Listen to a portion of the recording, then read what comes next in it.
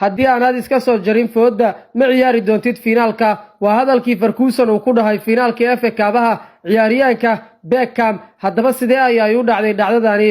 saaxiibadii aad nagu cusub tahay nagu soo biir. marka hore waxaa la dhahaa taariikhda Balotelli hal maalin ma sii joogi lahayn United intuu xilka hayay Sir Alex Ferguson, gaar ahaan tintiisa darteed. waagaas Ferguson uma dul qaadan jirin jilayaasha gaarka ee kubadda cagta qaabka ay u dirtaan jimahooda.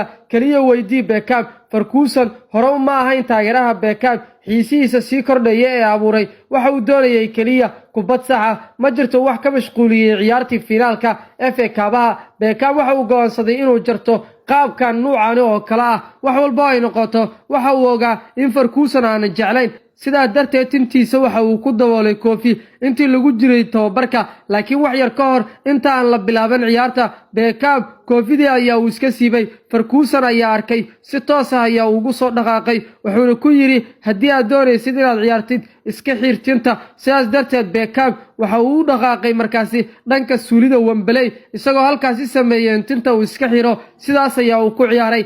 haddaba waxaa la leeyahay Ferguson jarmada nuucaani kama helo.